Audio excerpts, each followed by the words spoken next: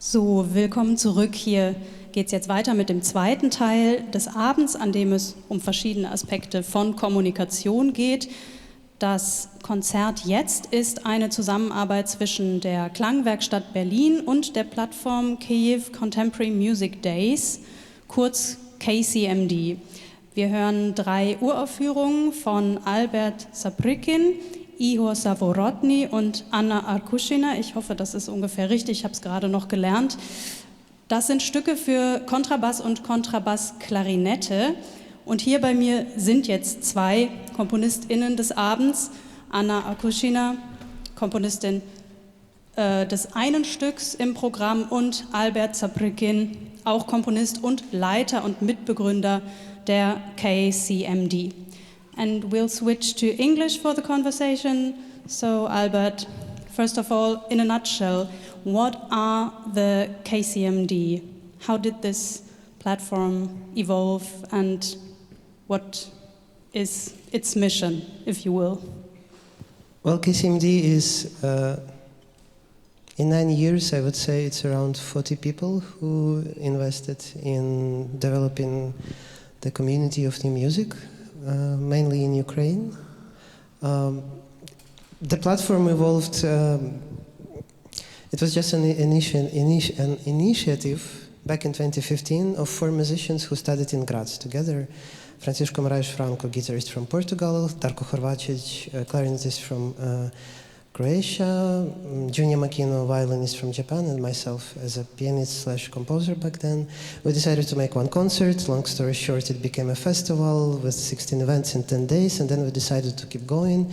And then we've been joined by many, many beautiful and kind people who volunteered, like thousands of hours of their lives to the thing. And we've been mainly a platform, educational and concert platform for starting from 2015. So we were doing festivals, like standalone concerts, masterclasses for composers, for performers, educational projects for wider audience, things like that. We did that, yeah. And then, as all you know, the full-scale invasion started by Russia, and we quite quickly decided to a little bit redistribute our resources, and we actually doubled down, investing our time and energy in things KCMD do. So we've kind of have 2 main lines of activities. One line remains to support Ukrainian music community, and with this idea in mind, we have established in 2022 a fund to support musicians, and we supported like 300 plus people financially. We did a program that we're quite proud of, instrumental, that provided musicians, Ukrainian musicians, to get instruments from us to maintain their profession. Also now we also are running a grant program, and now as we speak 66 projects are happening in Ukraine with the support of a program we developed in different kinds of arts, not only music, and yeah, things like that. And the other line of activities is just making Ukrainian voices heard. We feel this is at this moment crucially important for us, and this concert is within, even though that this concert is within this line of activities, it's also very special for us and very dear to us, since we've and we're thankful to Nina Ermlich for that email that she wrote to us back in spring last year, inviting, because it grew up, it became something quite special comparing to other things we do. Yeah. Yeah, and you also curated tonight's program. So I think the name is a little bit enigmatic. Could you clarify what it means? Yeah, well, I wouldn't be able to make it as good as it was written and then proofread by my colleague Les in the text that isn't your programs that of this evening. But in a nutshell, well, it's about everything that we as Ukrainians, Ukrainian artists, Ukrainian team of KCMD, we feel but struggle sometimes talking about, not only to people from other countries, also within ourselves, or within the inner dialogue. It has something to do with a lot of course, mixture of pain, hope, and feeling numb and not able to vocalize. But also it has to do something with this. We've been searching for a way for you, the audience here today, to find a connection with the audience in Kiev that is also going to hear, to face this concert in December. So the way we found is we recorded Nazari Stets, double bass player in Kiev, in October 16th. And today he is going to be present as a projection, audio and video projection. And all the composers, all three of us, we wrote pieces with this idea in mind specifically. And then we will record Theo Nabicht, who is going to be performing here live. And in December, he is going to be the one who is being projected on a screen in Kiev, and the audience will see and hear Nazari live. And also the audio experience for the audience in Kiev is going to be different. They will hear some things that you are not going to hear, and you're going to hear some things that they are not going to hear. So it's kind of, there is no one who will hear the whole thing, basically. And hopefully at some point there'll be an option or an opportunity to have both players on stage together. Anna, when you started composing your piece for the duo, Delivered is the name, was it already clear to you that the musicians of the premiere won't be together on stage? Yes, it was from the beginning clear, because at the beginning we discussed with Albert the concept, and he presented me actually the concept, and I like it very much. However, it was challenging still, because it's kind of really a new situation in my creation, let's say.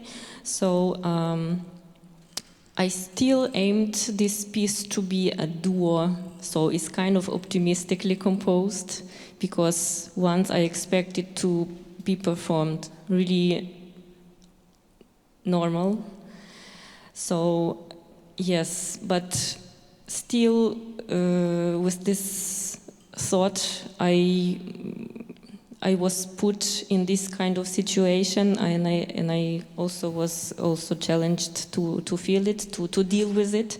Also, I'm observing I live in Austria since a very long time, so I'm observing this situation in my country from the out space, let's say, but I can feel many aspects of life which are represented in this concept, like broken relationships, like failed connections, and long distance relationships. And I had already chances to feel it also in my life, in my personal life.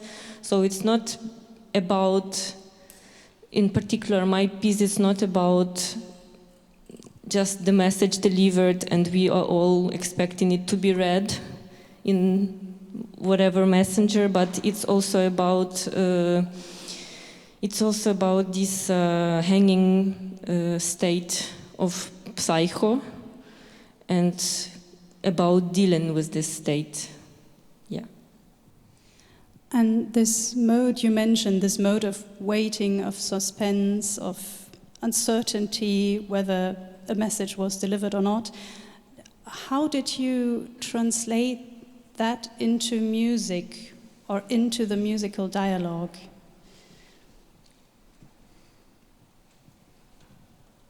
Well, purely compositionally, it's kind of, because I imagine it from the very beginning as a kind of conversation, but really a little unsynchronous conversation, because if you have in kind of dialogue in a chat, let's say, because the chat is the part of our lives today, and sometimes it's not really, you cannot say that it follows super clear because of the delays, and so it's kind of, musicians are losing each other sometimes they are together, and I just in these frames of this project, I just try to accept this concept that it can be delayed. It can be something can happen, and just because it can happen, just because it actually happens.